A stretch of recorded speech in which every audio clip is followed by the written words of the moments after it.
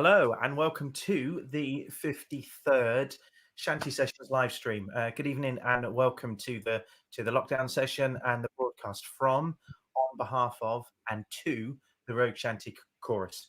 If you would, we'd be very grateful if you would please click share, won't you? Just go ahead and click share. That's all you need to do.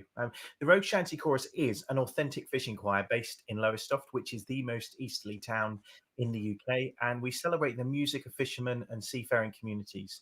We sing sea shanties, we sing maritime themed songs, and that's part of a wider creative arts project called the Unique Coastal Cultural and Musical Heritage of Waveney, which is in North Suffolk, celebrating the associated heritage of the fishing industry in North Suffolk. And we've been doing this for some time, not just the Rogue Shanty Chorus, but well over a year now that we've been doing the lockdown sessions, the Shanty Sessions. Yeah, as you can see just above my shoulder here, number 53. We are well over a year now into this, and it's been. Pardon? Can't hear you very much. Is that just me? Maybe someone will let us know. Yeah, maybe they will. Yeah. Let's. I'm going to check that for Paul. In the meantime, we're going to do a couple of comments. Look, I've got one here from David and Janet Woods, and they say, "Hello, everyone. Can't believe another week has been and gone. Tell me about it." Michelle Gallagher says, "Good evening." Gillian Lamprey says, "Evening to you both." Hello, Gillian. Hope you're well. Jackie Draper, I presume Jackie and Barry, says, "Hello, everyone." Linda Boyce says, "Hello, everyone. Hope you are all well." And then Marianne says, "Actually, Paul is quite loud here." Fair enough. Good. Okay. Maybe someone else will just confirm that. Maybe it's just me. We'll see. Anyway, never mind. Yeah. Anyway, we'll be celebrating a commemorative event this very evening. We'll come back to that later. In the meantime, let's crack on and do a sea shanty. This is actually not so much a shanty, but it was a song that was sung to Vaughan Williams and in a place called King's Lynn, I believe. No, it was Bury St Edmunds. And it was not very coastal, but it's a song called The Jolly Roving Tar. If you don't have the lyrics for this in your book, or perhaps you don't even have a book, this is what they look like. Please sing along with us, and you'll be one of our rogues by then. It goes like this. Ships may come and ships may go, just as long as the seas do run. And a sailor lad likewise is dad, he loves his pork and rum. Now a lass ashore he do adore, one that's plump and round. When your money's gone, it's the same old song, get up, Jack John, sit down. Come along, me jolly brave boys, there's plenty more grog in the jar. We'll plough the briny ocean with the jolly roving tar. When Jack's ashore, he makes his way to some old boarding house. He's welcomed in with rum and gin, likewise his fork and scouse. Now he'll spend and never offend until he's drunk on the ground. When your money's gone, it's the same old song, get up, Jack John, sit down. Come along, me jolly brave boys, there's plenty more grog in the jar. We'll plough the briny ocean with the jolly roving tar. He then will slip aboard some ship for India or Japan, or in Asia there the ladies fair all love the sailor man. He will trip ashore and he won't scorn to buy some maid a gown. When your money's gone, it's the same old song, get up, Jack John, sit down. Come along, me jolly brave boys, there's plenty more grog in the jar. We'll plough the briny ocean with a jolly roving tar. When Jack is old and weather beat, too old to sail about, in some grog shop they'll let him stop till 8 bells do ring out. His hands raised high, he'll loudly cry, thank God I'm homeward bound. When your money's gone, it's the same old song, get up, Jack John, sit down. Come along, me jolly brave boys, there's plenty more grog in the jar. We'll plough the briny ocean with a jolly roving tar. Well, come along, me jolly brave boys, there's plenty more grog in the jar. We'll plough the briny ocean with a jolly roving tar. number 51 in our repertoire. Very nice and too. Called Jolly Raven Tar. Yeah. Okay. You do some comments, Paul. I'm just going to do some quick adjustments. Okay, I'm going to do some comments. And it says right here, Gillian Lamprey says, it's just you, Stephen. And Linda Boyce says, just you, Stephen. And Dave Vanderbroek says, hello, USA and British Summer Times are synchronized again. Well, thank heaven for that, Dave. Nice to have you on board. Janet Wood says, yes, Paul is loud and Stephen quite low volume with us. Oh dear.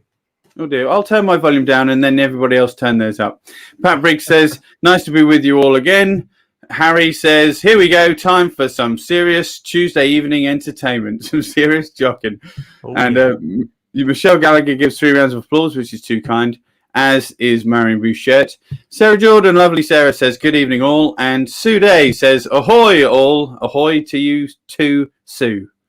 And more from Sue later. And in the meantime, I'm going to do you a song. This is a whaling song, and the kind of the dreary business of whaling was considered the worst job at sea: boredom, hard work, loneliness, and death.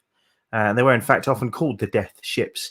And these voyages often lasted for at least several months, sometimes up to 4 or 5 years. That's if you could, outlive the journey itself. But on board, while most of the songs from the subgenre of whaling concern themselves with the whales, usually, and the trip itself or the places they went to. Think about Old Maui, some of the stop-offs, and the fun that they would have. This particular song actually concerns itself with the watch and how desperately boring the watch itself was. On board a whaling ship, 8 bells signified the end of one watch and the beginning of another, and that was because a bell was rung every 30 minutes. The ship's bell was rung every 30 minutes, and a 4-hour shift was generally how they were measured, every 30 minutes. So generally, sailors would often consider that the sound of a bell on board a ship was a kind of a bad omen. But in this case, they were very happy because it meant the end of their shift or their watch, at least when they heard the 8th one. And speaking of which, that's the song I'm going to do, 8 Bells. It's number 11 in your folders if you have one. If not, hey, worry not, because we put the lyrics up, don't we? It goes like this. I found myself shipped on a whaler, and I sailed to the far northern seas, and being a bold-hearted sailor, I cared not for ice, sea, nor breeze.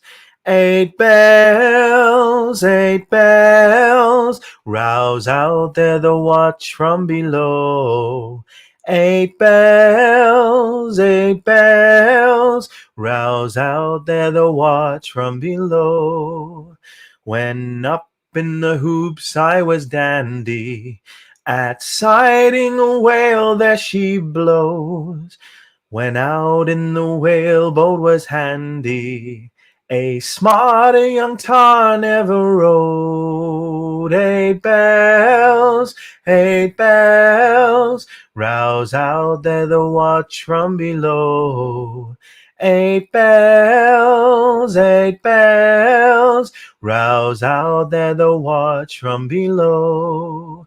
Well, it always felt such a long time to be up there just on your own, and my mind would often wonder to dream of my girl back at home. 8 bells, 8 bells, rouse out there the watch from below. 8 bells, 8 bells, rouse out there the watch from below. At the end of my watch, all my fancy was to get to my bunk quickly, oh, for I wanted to dream of my Nancy. So I called from the watch, hey below. 8 bells, 8 bells, rouse out there the watch from below. 8 bells, 8 bells, rouse out there the watch from below. But now I'm no longer a sailor. I often wake up in the night and thinking I'm still on the whaler. Call out with the greatest delight. 8 bells, 8 bells, rouse out there the watch from below. 8 bells, 8 bells, rouse out there the watch from below. So 8 bells there, and lots of wonderful versions out there. In particular, the version by our wonderful Rogue Shanty Chorus, who look a little like this mid-performance, not as they're going about their everyday life, but they have recorded a version on an album that they do. And if you would like to buy it, I can't find a picture right now, but you'd be very welcome to. It's not on iTunes and all that kind of palaver, but you can do it the old-fashioned way, where you order a CD and we'll send one to you in the post. We've got quite a few comments come in, and they come from everybody as ranging as much as Martha Knox Forrester, who says, lovely to be here again. Sandra Warner says, here I am this week, missed you the last 2 weeks. Sarah Jordan says, boredom, loneliness and death. Someone did not do a good ad campaign there. Yeah. And I don't think she's talking about just our live stream session. Evening, Stephen, Paul and everyone. Hope everyone is well, says Callie Franklin. 3 rounds of applause from Marion, 3 from Michelle, and 4 from Sarah Jordan. But thanks, Sarah. I think it's time we asked our wonderful viewers how they heard it. How you heard it, boy? What is that? That is a good idea. And the word we're going to do, the word of the week, how you heard it, is Maya drum. Maya drum. And what is this from? Well, Edward Moore in 1823 published this book, Suffolk Words and Phrases, and we take a word from it on a weekly basis and ask you to have a guess. Now, we don't pick the obvious ones. Now, Edward Moore wrote this book because he felt that a lot of the Suffolk words and phrases and colloquialisms and sayings were in decline, and he wanted to sort of reverse that trend. And maybe he was successful, because a lot of the words in that book are still in popular usage today. Now, we don't pick those words or phrases. We pick ones that we don't think are quite so obvious. And as we just showed, Maya drum is this week's choice. And we ask you to have a guess. Think what it might mean, or have a guess. And you can either be serious or just have a lark around. It's up to you. What I want to know, is it Euro drum or Maya drum? Very good. Maya drum, yeah. Yeah. Okay, I'm going to stick with the gloomy nature for tonight and give you a song called "The Dead Horse." Ooh. Now, "The Dead Horse" is a sea shanty that doesn't refer necessarily to flogging of a dead horse, which of course means pushing an issue that's no longer relevant, or something along those lines. Now, the dead horse was a ceremony that was carried out on board ships, whereby a new sailor, a new recruit that had not yet fully earned his kit and caboodle, once they had reached their first month at sea, they had paid off that debt that was loaned to them in order to get their clothes and their PPE, basically. And once they'd paid that off with the first month, from then on, they were able to put their wages in their pocket or send it home, but generally keep it rather than having to pay back the ship for those initial costs. And during quite a lavish ceremony, considering they were at sea, a horse would be manufactured. It would be cobbled together out of bits that were on board the ship and that were spare. And the horse was stuffed to make it look a little bit bigger, and it was hoisted up into the rigging, and then this song was sung. And the lyrics tell of all the various bits and pieces, the resources that went into making of the dead horse. Now, please do sing along. The lyrics are right here. I'm going to get me out of the way because that's just too big for anyone.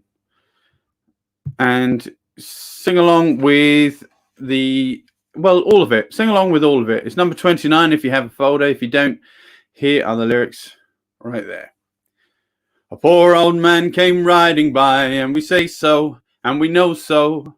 A poor old man came riding by, oh, poor old man. Says I, old man, your horse will die, and we say so, and we know so. Oh, poor old man, your horse will die, oh, poor old man. If he don't, we'll ride him again, and we'll say so, and we know so. And I'll ride him until the Lord knows when, oh, poor old man. 30 days I've ridden him, and we say so, and we know so. And when he dies, we'll tan his skin, oh, poor old man. Oh, now, poor horse, your time has come, and we say so, and we know so. Many a race we know you've won, oh, poor old man. You have come a long, long way, and we say so, and we know so. For to be sold upon this day, oh, poor old man. You are going now to say goodbye, and we say so, and we know so. Poor old horse, you're gonna die, oh, poor old man. We'll use the hair of his tail to sew our sails, and we say so, and we know so. And the iron of his shoe to make deck nails, oh, poor old man. We'll hoist him up to the foreyard arm, and we say so, and we know so. Where he won't do sailors any harm, oh, poor old man. We'll drop him down with a long, long roll, and we say so, and we know so. Where the sharks will have his body and the devil take his soul. Oh, poor old man. The Dead Horse. Yeah, very nice. Very nice. Thank you very much. Yeah, just that. You're not getting Okay. anything else. Had a few comments. So lovely. first up, Sarah Jordan's given a guess to the How You Heard It Boys Suffolk word and phrase. She says, is it a death knell? Maya drum is the word this week. Death knell. It's an interesting one. Is that based on the content, the material that we've picked tonight? And Sarah Jordan says, wow, a dead horse pinata. Well, something along those lines.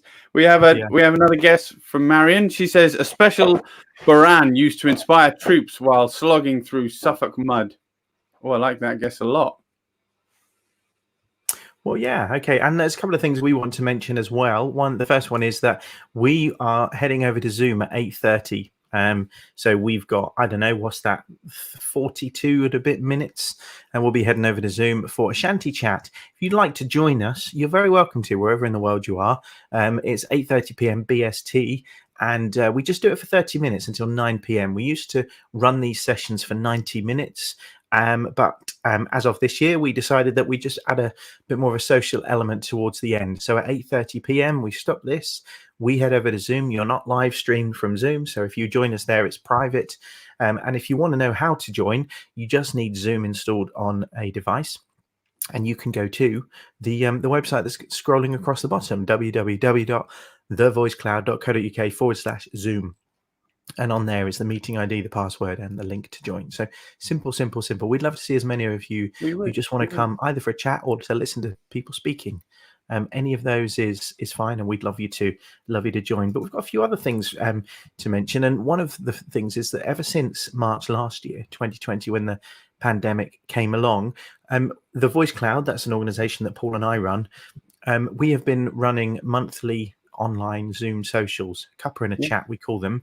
And the next one that we have is on Thursday, the 29th of April, between 2 and 4 p.m. And you're very welcome to come along to that. If you want to, you can chat about shanties, but you don't have to. We, in fact, talk about anything and everything. And sometimes we play games and quizzes. Sometimes we don't. But anyway, we've got a couple more sessions that to go before we do that. So we probably will mention it again, I suspect. Now I'm going to do a song, this is a windlass shanty. There's not so many of those around, and this is Round 207, which is quite early on in the Round Folk Index, especially since this is American in origin. Alan Lomax recorded it as a field recording in 1935 by two singers, a guy called Henry Lundy and a friend of his called Pappy. Both ex-slaves, and they were credited as having one of the more tuneful versions of this song. There's some wonderful versions out there. Many of the current shanty groups cover this. And there's a beautiful version by Harry Belafonte as well online. But anyway, this is Round the Bay of Mexico. If you'd like to join in and you have a folder, it's number 31. But obviously, as we do, we're going to pop it up on the thing anyway. What's the thing? What am I saying? On the screen. That's the one. Yeah, so this is it.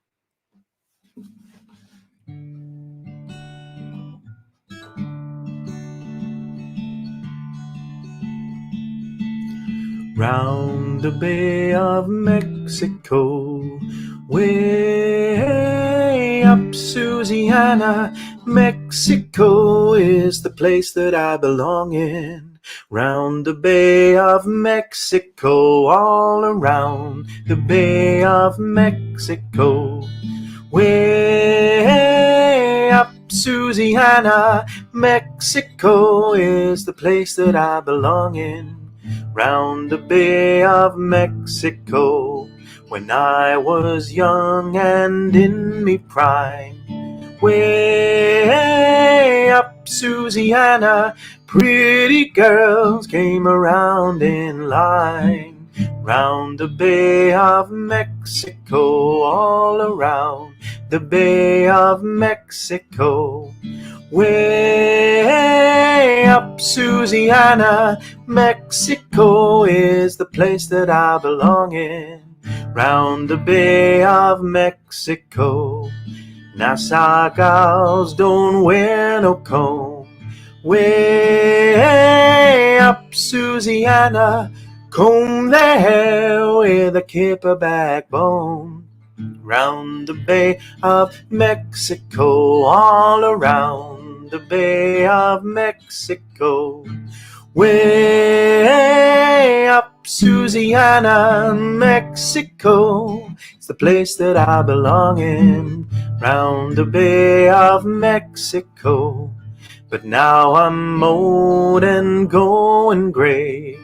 Way up Louisiana, pretty girls walk the other way. Round the Bay of Mexico, round the Bay of Mexico, way up Louisiana, Mexico is the place that I belong in.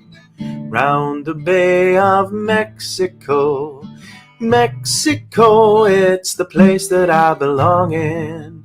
Round the Bay of Mexico.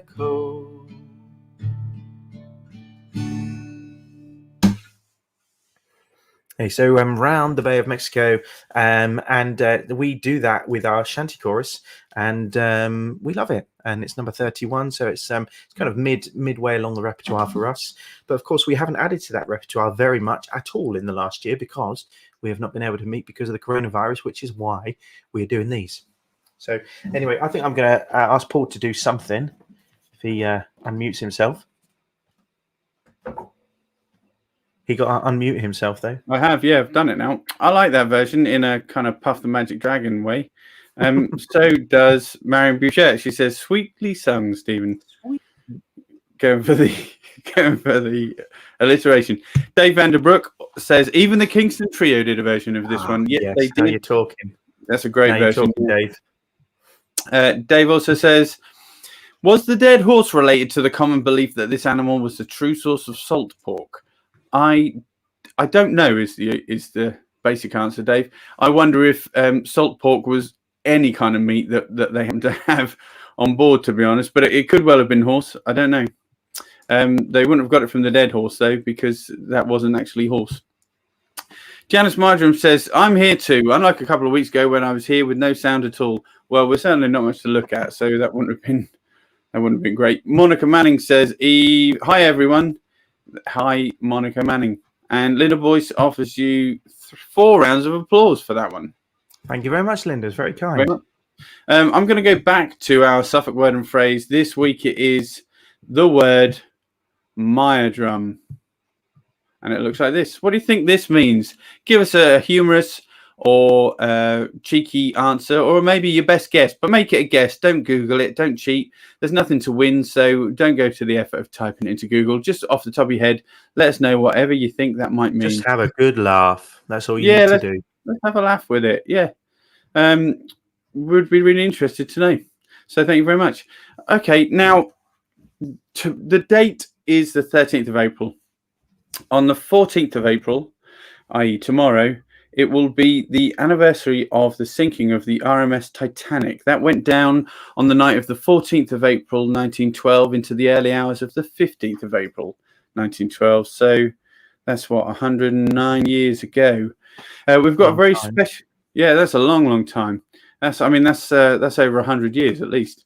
So we've got a special video to show you in a little while. And before we do, though, I'd just like to have a little mention to the musicians of that same ship. They were said to be playing even as the ship went down, in order to try and keep the passengers calm and give them some comfort. And I think we all know that music has the capacity to do that, even in such a bleak situation and such a bleak place. People were finding comfort from the gift of music. I'd like to read out the names of those musicians. So first off, from England, pianist Theodore Ronald Brayley from London. He was 24. The cellist was French. He was Roger Marie Bricou. He was only 20 years old. And the bassist was from Liverpool. He was called John Frederick Preston Clark at the age of 28. A violinist and bandmaster from Lancashire at the age of 33, Wallace Hartley. Another violinist from Scotland, Dumfries, John Law Hume. He was only 21. And finally, of the violin section was George Alexander Crins. He was Belgian. And there were two cellists, one from London, Percy Cornelius Taylor. He was 40 years old. And one from West Bromwich. He was John Wesley Woodward at the age of 32 years old. And as I say, they were playing right to the last. A second-class passenger said of them, many brave things were done that night, but none were more brave than those done by men playing minute after minute as the ship settled quietly lower and lower into the sea. The music they played served alike as their own immortal requiem and their right to be recalled on the scrolls of undying fame. Many reported that their final tune was the hymn Nearer, My God, to Thee. And it's not a shanty, it's a hymn. I'm not in the habit of singing hymns, but I would like to sing this in commemoration of the sinking of the RMS Titanic. It goes like this. Nearer, my God, to Thee, nearer to Thee. E'en though it be a cross that raiseth me, still my song shall be nearer, my God, to Thee, nearer, my God, to Thee, nearer to Thee. Though like the wanderer, the sun gone down, darkness be over me, my rest a stone, yet in my dreams I'd be nearer, my God, to Thee, nearer, my God, to Thee, nearer to Thee. There let the way appear, steps unto heaven, all that Thou sendest me in mercy give. Angels to beckon me nearer, my God, to Thee, nearer, my God, to Thee, nearer to Thee.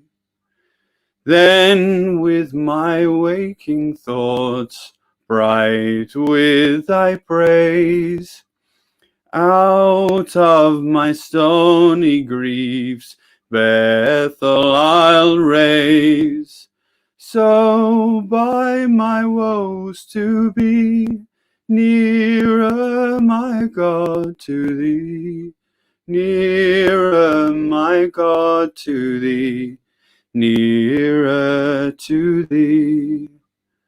Or if on joyful wing, cleaving the sky, sun, moon, and stars forgot, upwards I fly.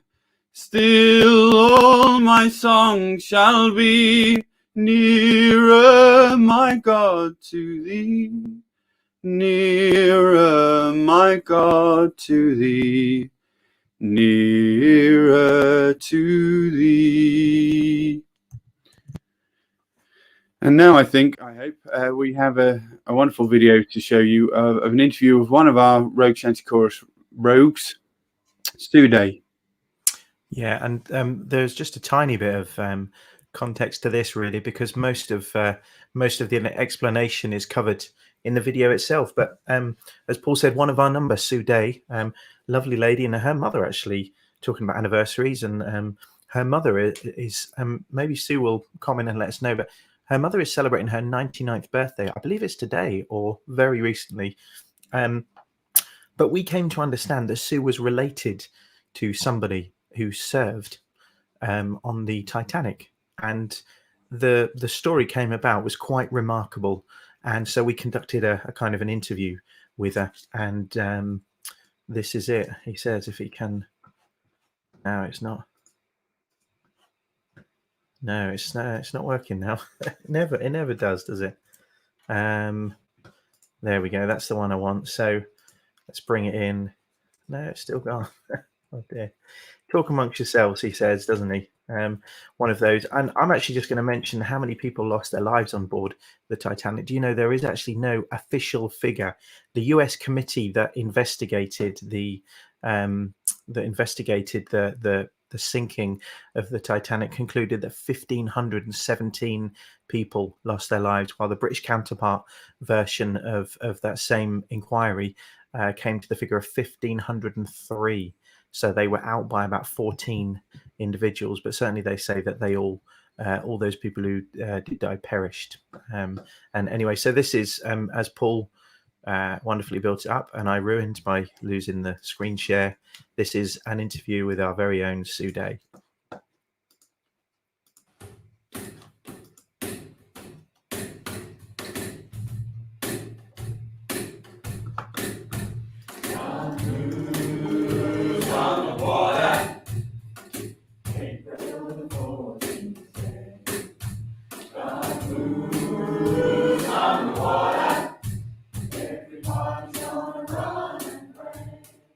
Well, it was all a bit extraordinary. It was in the centenary year after the Titanic had sunk. A major exhibition came to Manchester. I've been living up there for about 40 years in the northwest. So I'd gone to the exhibition, and I happened to mention it in conversation to my mother that I'd been to this very interesting exhibition, and she said, just checking actually, that I didn't know I had a relative who died on the Titanic. What was the first I'd heard of it?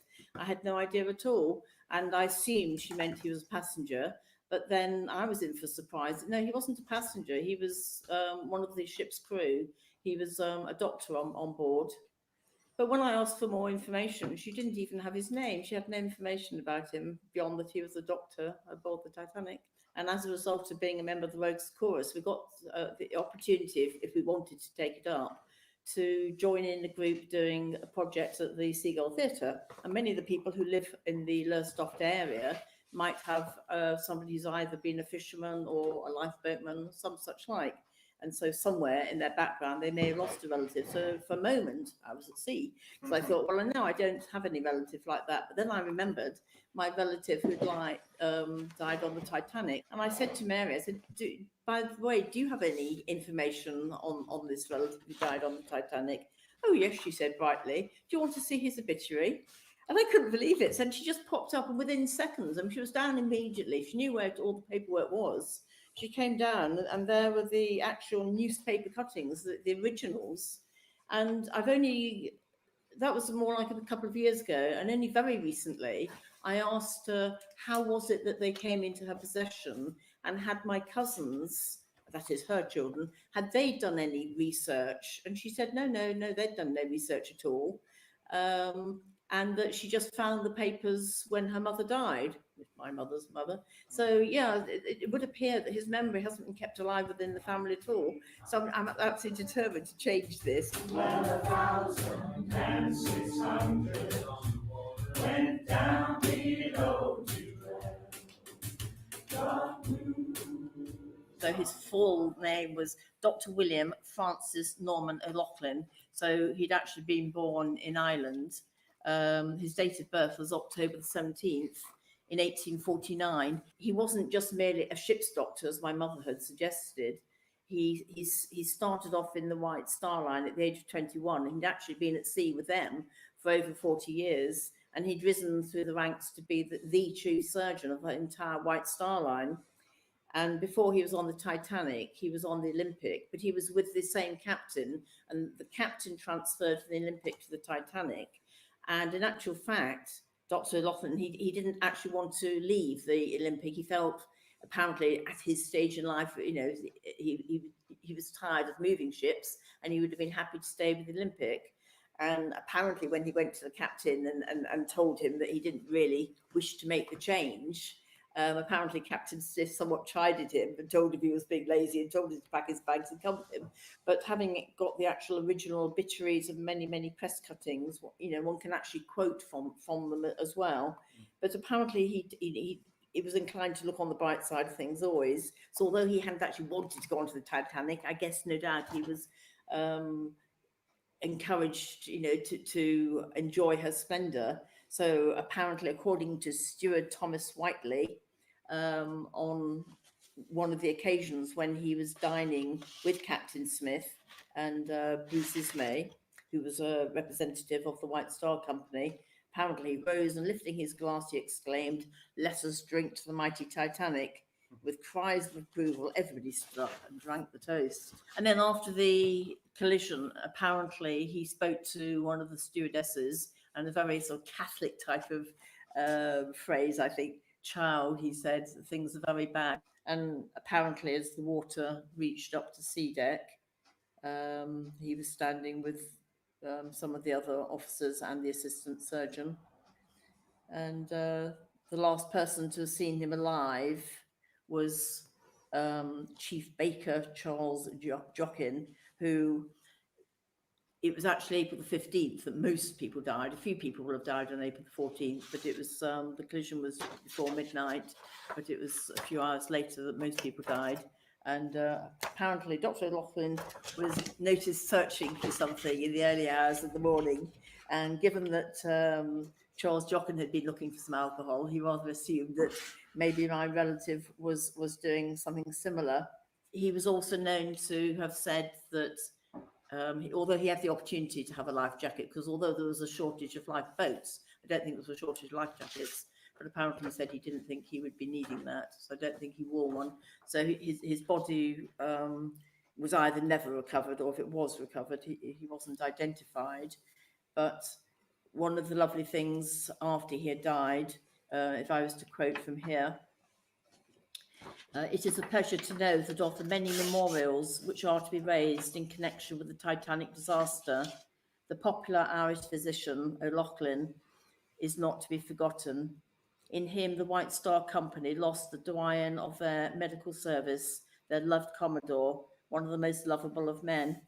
Although well advanced in years," which I object to, he was only 62 and I'm 63.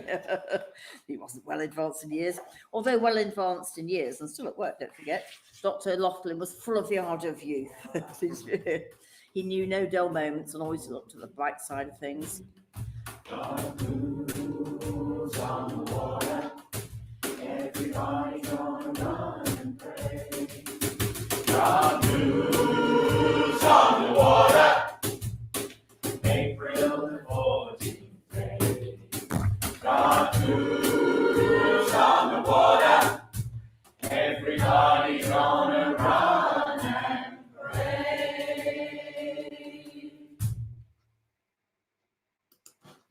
Well, so there you have it. Lovely, a lovely account and an absolutely fascinating one as well, I should say, by our very own Sue Day. Thank you. With Sue's permission, we shared that.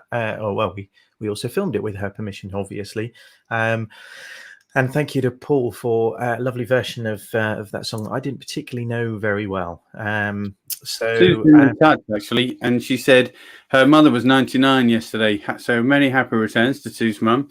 She was a World War II veteran of the Navy and a Chief Petty Officer in the Wrens. So many, many happy returns. And thanks once again, Sue Day, for letting us that fantastic story, as Marion Boucher says. Yeah. Also, I think I said this at the same time last year, but I read an account that says that the man that was due to take captaincy of the RMS Titanic, he had to withdraw, and that's why it ended up that the captain was the captain. In fact, this man was more senior in the White Star Line, but his wife took ill with a stroke or a brain tumor, and he decided not to take up the post in order to look after her. He was a man that sailed on the Norfolk Broads, actually, for holidays and with his family. And in the White Star Line, he had the nickname of the Iceberg Sniffer. Yeah, he had an incredible record and reputation for being able to literally sniff out icebergs. Well, not literally, but certainly circumnavigate them very, very well throughout his distinguished career. And when the news reached him of what had become of the Titanic and how it had met its end, apparently he said, why on earth did they take that route? It's not a route I would ever have taken. But history is what it is. And unfortunately for those that lost their life, the Iceberg Sniffer was not to be the captain of the RMS Titanic. No. A couple more comments. One from Linda Boyce. Thank you for sharing the story, Sue. And Sandra says, now Sandra's also one of our regulars. Wow, that was great. Very interesting. Even though I have heard it before, always learn something more. First time we've been played on here. Sounded good. It's not, Sandra. We've played you for the last 2 weeks, and you admitted you haven't turned up. So no, I'm just kidding. It's not the first time the chorus have been played, not by any means, and it certainly won't be the last. And then last comment on that little section will come from Sue herself. Thank you enormously for remembering my relative lost on the Titanic. Sue, our pleasure. Thanks for allowing us, and thanks for bringing to our attention what a fascinating story. And you know, just, yeah. So look, I can't really go any more kind of sentimental than that. So I'm not going to try. I'm gonna take a bit of a turn now with a song, and this is actually a smuggling song. And smuggling songs are not work songs. I mean, I guess it would be counterproductive for them to be so. When the smugglers were busy, what they really wanted to be doing was just concentrating on the job in hand. Now, this one, heads up, this is number 15 in your folders if you'd like to sing along. And as always, guess what? You know, we'll put the lyrics up. But this one actually is a kind of a folk song that pertains to not only a real life person, but a real life family of smugglers who were called the Carters. The Carters, and they were based in Prussia Cove, and that was formerly called King's Cove, and that's a small estate on the coast of Mounts Bay to the east of Cudden Point in West Cornwall. Cornwall obviously had there were a lot of Cornish smugglers, and the Carters, John Carter being the head of the family, the Carters were considered, certainly I'm going to say, some of the most famous, the most illustrious, and maybe some of the most successful as well. John Carter, the head of the family, was a quite devout Methodist, apparently a very fair man when he was smuggling, which does seem to be a little bit of a kind of a conundrum, you know, an oxymoron, a fair smuggler. But during the time that he was alive, which was the mid 18th century, he was born in 1738 and went missing. He was presumed dead in the early 1800s. There were some quite revolutionary wars which were raging in America and France, and that made seaborne trade wide open to criminal activity. And there were the vessels really of all nations were regularly stopped at sea and had their cargoes taken as prizes, the crews taken captive. And while the Royal Navy blockaded foreign ports to try and prevent this, our own merchant ships as well suffered a lot at the hands of French and American navies. But for decades, this kind of a licensed piracy prevailed, and the smuggling continued. And where I'm going with this, I guess, is to say that the reason that John Carter was thought to be a fair smuggler was because at the time it was considered that nobody could. This was another law that was brought in to try and prevent or eradicate or slow down smuggling. It was not allowed to claim the cargo of a ship for smugglers or non-smugglers whilst anybody was alive on board, and that law basically condemned anybody who was left alive aboard a ship that struck rocks or was deliberately lured upon them. Because what would often happen would be there would be someone in the bay with a knife stored in their teeth or somewhere about their person. They would swim on board and dispatch anybody who was left so that they could legally claim it. Some weren't so bothered; they just steal it anyway, throw the men overboard, and just assume that they can make their way. But John Carter pulls back. I'm talking too long. I mean, no. I was just going to say, to be fair, I presume it was also illegal to kill people. It was, yeah. But if you weren't found out, you could chuck them overboard with a sizable dagger wound in their side, and it was just assumed that they were drowned, not found, as a result of the shipwreck. But anyway, look, I'm going to get on. I think with this song now, there's quite a curious connection to East Anglia with this song, albeit from being a song about a Cornish smuggler, and that is because there was a merchant's favourite tipple, which was Holland's gin. And Holland's gin carried a very heavy import duty, and as a result of that, it was smuggled off the east coast a lot, particularly Lowestoft to Great Yarmouth and Lincoln, and that's mentioned in this song. Let's bring it in, and I'll get on and do it because time's running on. We got to zoom in a bit, and Paul, I guess, wants to do another song or two. So here you go.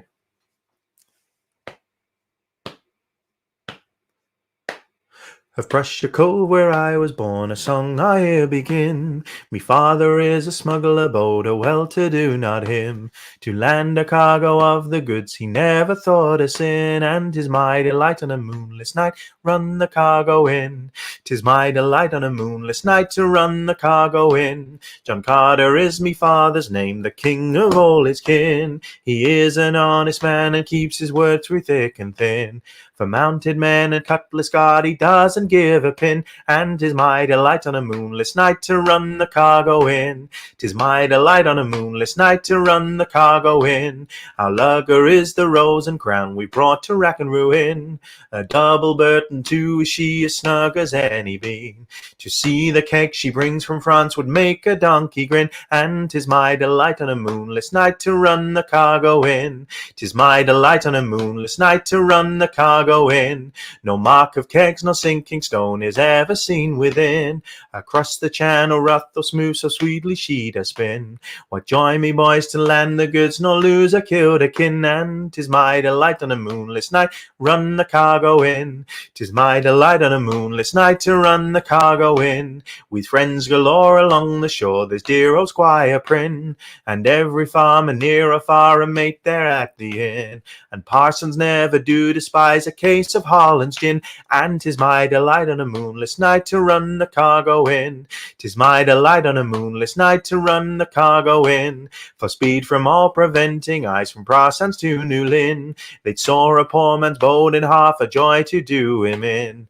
Why should they take the bread away we work so hard to win, and 'tis my delight on a moonless night run the cargo in.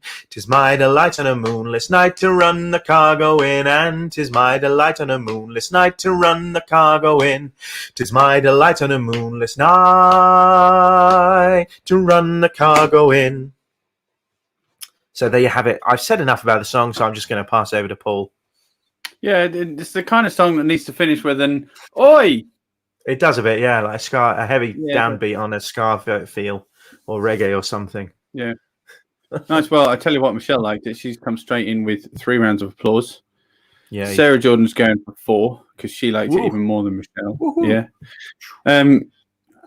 Well, we've had a lot of comments tonight. Thank you very much. We really appreciate your comments. We appreciate every time you click share so that people in your feed can see what you've been up to this evening. We appreciate all those things. We love the comments on whatever you think you have heard at Boyd. So tonight it is Maya drum. We haven't got long now to get any answers in, but we would love to know what you think that might mean. Maya drum. Maya drum. What do you think that means? Do let us know, because we'd really appreciate that. So anything cheeky, funny, interesting, or a good old stab in the dark, let us know what you think Maya drum might mean. Yeah. I just want to give a very quick mention to something before you do a song, Paul.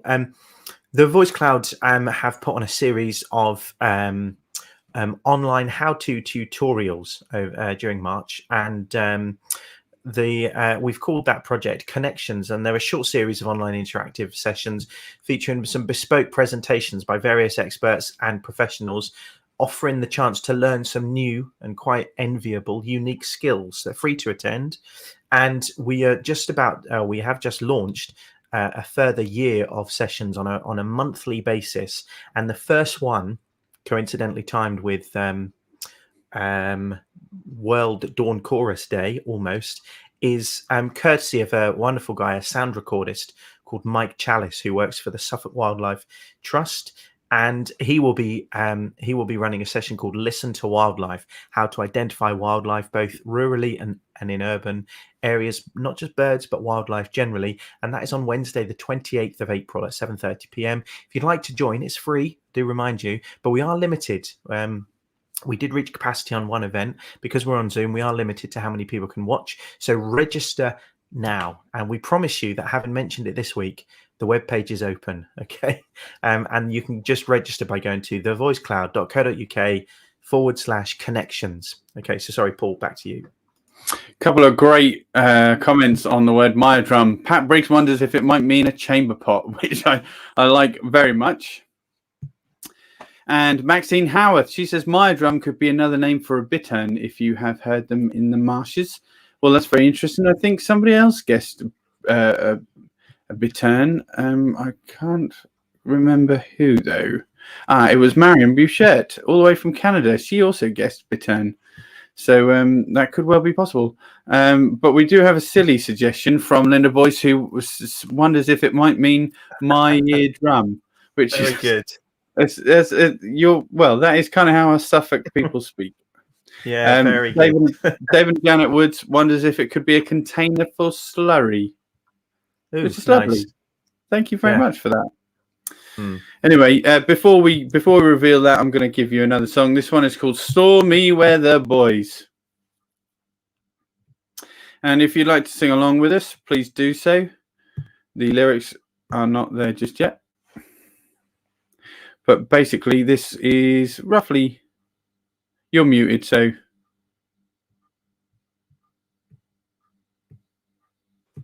What's the number? Good question. You don't know, do you? No. Okay, keep talking then. I'm going to guess it's around 39.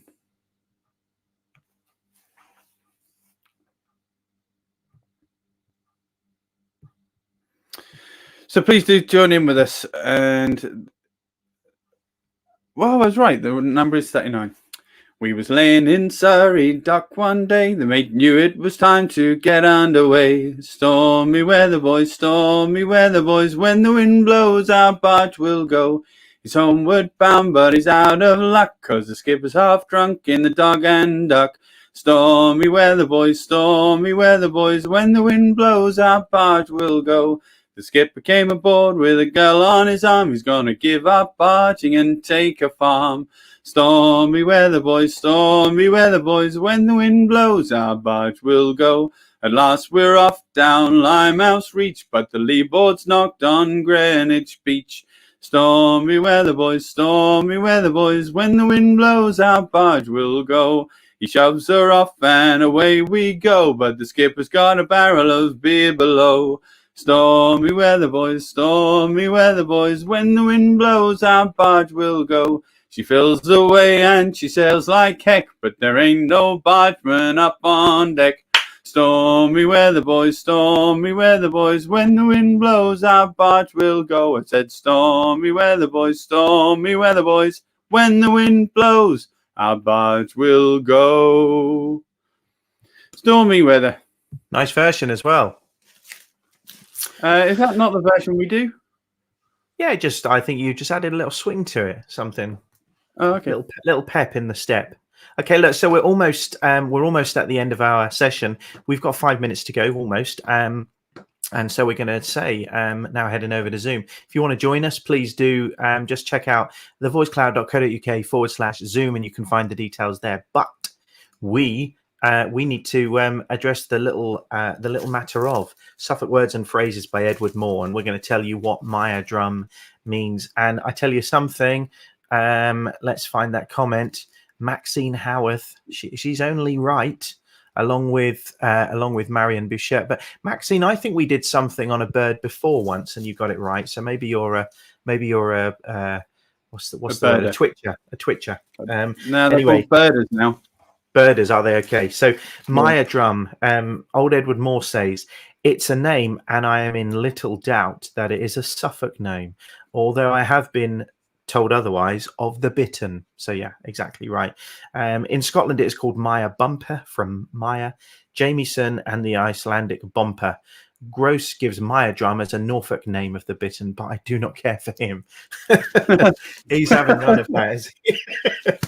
So there you go. I guess I don't know if he's just annoyed that it might be a Norfolk word, or when he says I don't care for him, he means he doesn't rate his etymological research. Who knows? Anyway, have I got time for one quick one, Paul? Yeah, I think you have, mate. Yeah, I'm going to head over to Zoom, ready for everyone to be welcomed in. Bye. See ya. So I'm going to do one now by which was made famous by a wonderful folk singer called Sam Larner, and he wasn't actually discovered until he was in his 80s. He was recorded by Ewan MacColl for the BBC Radio Ballad series in 1960. And after recording him and talking to him, Ewan MacColl wrote The Shoals of Herring. Sam Larner was born and raised in Winterton, went out to sea at a very, very young age. And in fact, I'm in a big band with his nephew, Tony Larner. Certainly used to be pre-COVID. The song that I'm going to do is called The Smacksman. It's not in the repertoire of the Rose Shanty Chorus, so I'm not going to pop up the lyrics, but I'm just going to do a short version and keep an eye on the time. Once I was a schoolboy, I stayed at home with ease. Now I am a smacksman, and I plough the raging seas. I thought I'd like seafaring life, for very soon I found it was not all plain sailing, boys went out on the fishing ground. Coil away the troll, or boys, let's heave on the troll. When we get our fish on board, we'll have another haul. Straightway to the capstan and merrily heave around. And that's the cry in the middle of the night, hold the troll, boys, hold. Now when we get our fish on board, we have them all to guard. We put them in the baskets and down the ice logger put. We ice them all right safely and then wash them all quite well. Keep them from all chafe, my boys, like an oyster in his shell. Coil away the core, boys, let's heave on the troll. When we get our fish on board, we'll have another haul. Straightway to the capstan and merrily heave around. And that's the cry in the middle of the night, hold the troll, boys, hold. Yay, so let's get rid of that. Yeah, just we're just slightly ahead of time somehow. And so I'm going to do a few more comments there. Sandra Warner, thank you, boys. See you next week. Yeah, you too, Sandra. Thanks for joining us. Michelle Gallagher, thank you for another lovely evening. Linda Boyce, thanks for this evening, guys. Much appreciated. Marion says it was Pat Waters who made the connection to the bird. I just applied the name of the species. There you go. And then Maxine Howard says twitchy. Okay.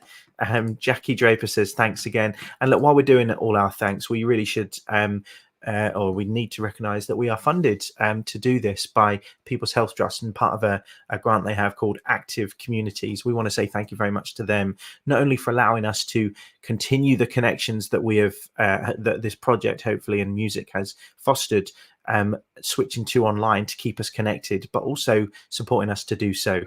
So allowing us and supporting us to do so. And we'll see you next week. One there from Sarah Jordan.